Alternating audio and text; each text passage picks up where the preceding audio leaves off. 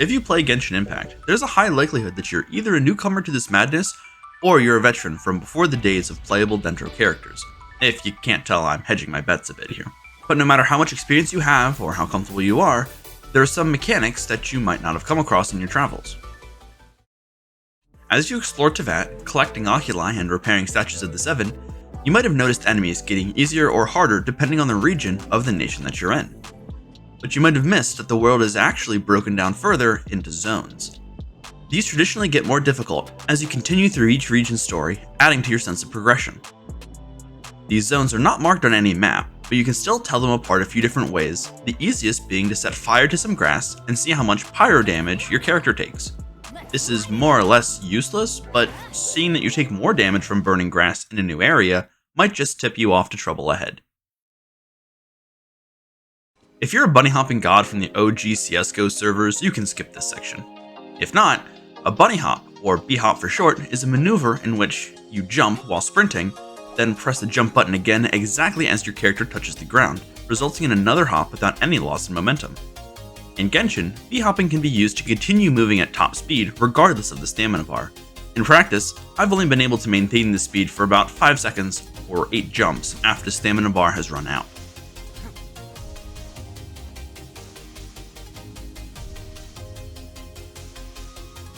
If you can master this in the early game, before collecting lots of animoculi or geoculi, B-hopping can be a great resource for traveling quickly. Just one small note, it works most consistently across flat terrain. Have you ever noticed a delay between when your melee character hits an enemy and their follow-through? Hoyoverse added this to give the attacks some weight, making them more true to life, where a Buster Sword would be slowed down by the enemy it's striking. Unlike the real world, however, this can lead to some unintended and physics-breaking results. If you use a team comp with a Claymore character, and any combination of characters that can boost your movement speed, you can use this hit delay to launch the Claymore character high enough into the air to perform a plunging attack. This is called dragon striking. To do this, you'll basically need to have frame perfect timing. As soon as the weapon hits an enemy and causes a hit delay, sprint and jump. This only works if you sprint fractionally before jumping, as the momentum from the sprint will be transferred into extra verticality if performed correctly. From here, it's as simple as left-clicking to complete the Dragon Strike.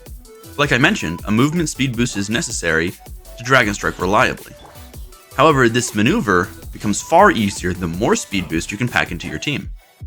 The most I can currently get is 20%, 10% from having 2 Anemo characters, and 10% from Diona's Ascension 1 passive. Additionally, using a Claymore character is not technically required, but using a sword or polearm to Dragon Strike proves far more difficult due to the faster attack speed, therefore a smaller window for timing errors. One of the most annoying enemies in Genshin is the Abyss Mage, and how the game likes to pair different ones together to try to initiate reactions against the player. However, the open world mages are not the most frustrating ones by far. No, in some domains, and in the Spiral Abyss, there are mages with an extra ability, an Uno reverse card. Instead of reflecting damage, these enemies apply their element to you when you damage them, regardless of if they were attacking or not.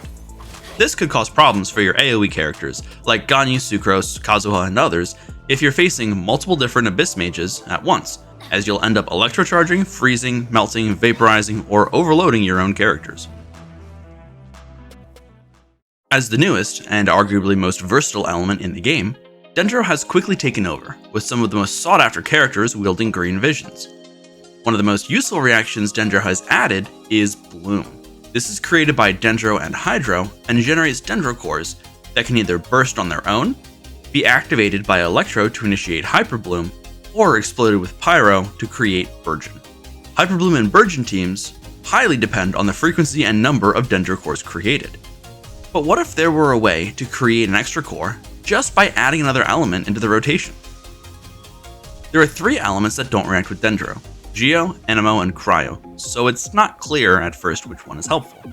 Geo removes some elements by crystallizing and forming elemental shields, and Anemo removes some elements by swirling them onto other enemies nearby, just leaving Cryo. The explanation as to why Cryo works well to help create additional Dendro cores is very complex and dives deep into theorycrafting knowledge, so I'll try to keep it simple here. In my example, Nahida and Tartaglia are able to produce 1 Dendro core with Nahida's normal attack and Tartaglia's skill stance change with no attacks. You can see how after Tartaglia applies Hydro and creates a core, there is no aura remaining on the Primal Geovision. However, adding Kaya's skill between the Dendro and Hydro applications uses up enough of the Hydro to allow Bloom to occur while still leaving Dendro. Then, a quick attack with Tartaglia in his melee stance creates a second core, using up the remaining Dendro aura.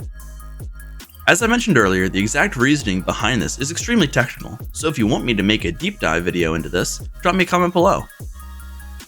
I hope you learned something from this video, but if you already knew these 5 mechanics in Genshin, good for you! Subscribe to my channel to see when I post new content, and follow my Twitch to watch me live. As always, my social links are in the description, and I'll see you next time.